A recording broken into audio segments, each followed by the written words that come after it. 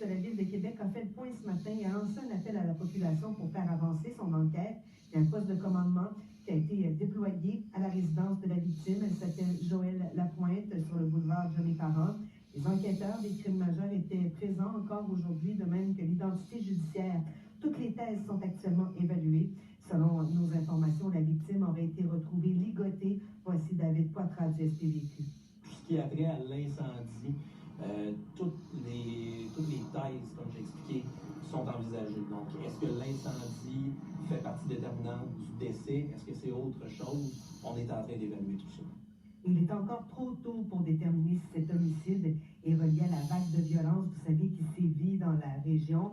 Et justement, là, cette offensive là, qui a été mise en branle par une centaine de policiers vendredi dernier s'est soldée par une 22e arrestation. Sébastien Lampron, 36 ans, a été accusé de complot dans le but de commettre un acte criminel survenu le 9 février dans le secteur de Saint-Raphaël de Bellechasse. Il va revenir en cours demain, tout comme la majorité, je vous dirais, des personnes qui ont été arrêtées au cours des derniers jours. Donc, le bilan fait maintenant état de 22 arrestations.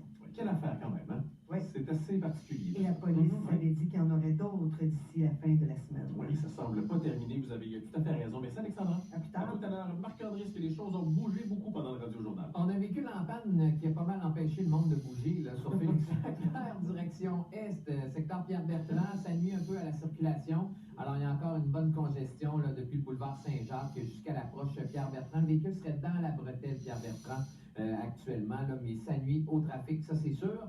Robert Bourassa-Nord, donc notre heure de pointe n'est pas réglée du viaduc Carreau, pratiquement par le Lièvre jusqu'à Le Bourgneuf et dans la bretelle pour Félix-Leclerc-Est. Il y a congestion là aussi. On est toujours bien bloqué également côté ouest, mais on note une certaine amélioration. Autant Première Avenue jusqu'à Pierre-Bertrand, là aussi, ça reste chargé. Même chose pour la traversée vers la Rive-Sud.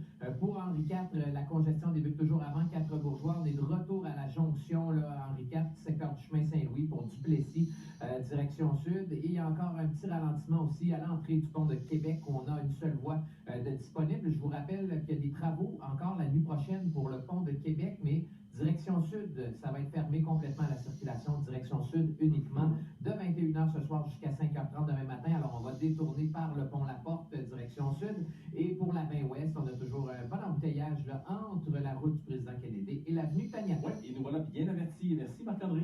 Marie-Audrey, on est presque au point de congélation sur la rue Saint-Jean actuellement. Oui, et j'ai rappelé Environnement Canada parce que je voulais comprendre les disparités côté degrés dans la région de Québec. Parce que Valcartier, 9 degrés. Québec, on a atteint 2 degrés. Québec métropolitain. Donc, ce qu'on m'explique, c'est que le vent tendance nord-est, même s'il n'est pas très élevé, vraiment le long du fleuve, il nous ramène les températures froides du bas du fleuve, alors que dès qu'on s'éloigne à l'intérieur des terres, la chaleur, la douceur est là, comme vous voulez pour aujourd'hui. C'est vraiment émissé. Alors, c'est pour ça qu'on allait chercher une valeur beaucoup plus élevée, par exemple à Valcartier, ou en montagne à Charlevoix, où on a eu 7 degrés aujourd'hui. Donc, c'est pour ça qu'on avait émis une prévision de 10 degrés pour la grande région de Québec. Mais pour Québec, bon, ville, là, près du fleuve, on n'ira pas à plus de 2 degrés. Ça ne bougera pas là, pour les prochaines heures. Le minimum prévu est à 1 degré pour la nuit prochaine. Avec 40% de possibilité d'averse, parce que les précipitations vont commencer vraiment faiblement la nuit prochaine. Mais c'est demain, ça va s'intensifier. On parle de 15 à 20 mm d'eau. Québec, au nord de Québec, on va aller chercher du 30 à 40 mm. Sur la rive sud, la quinzaine de millimètres à suivre. Ça va être un petit peu plus venteux plus on avance en journée. Chute rapide des températures en soirée au passage du front froid. Quelques gouttelettes à finalement quelques flocons, pas vraiment d'accumulation, mais surtout une chaussée glissante avec le tout en eau qui va geler finalement. Moins 16. Donc, on va avoir passé de plus 9 à moins 16. Jeudi, c'est froid. Moins 13 le maximum. Vendredi, un peu moins froid, mais quand même pour la période, c'est froid. Moins 7 degrés. C'est beau, jeudi, vendredi, samedi. Mais dès samedi, un air printanier à nouveau avec 6 degrés. 7 pour dimanche, un petit peu plus couvert. Couvert aussi en début de semaine. Et Environnement Canada me disait toute la semaine prochaine, la tendance est à la douceur aussi côté Mercure. En vous rappelant en terminant, donc, on a un avertissement de pluie qui est émis pour la grande région de Québec et un avertissement de refroidissement soudain aussi. Marie-Audrey, on a une mauvaise nouvelle. On va parler des animaux maintenant parce que malgré tous les efforts du gouvernement d'Afrique du Sud, il y a plus de rhinocéros qui ont été tués cette année par des braconniers. Ça m'attriste toujours oui, quand on trouve ces nouvelles-là. En Afrique du Sud, bon, c'est le pays où on retrouve le plus de rhinocéros sur la planète. Un animal qui est encore victime du braconnage, alimenté par une demande tristement croissante. utilisé en médecine traditionnelle pour ses supposés effets thérapeutiques.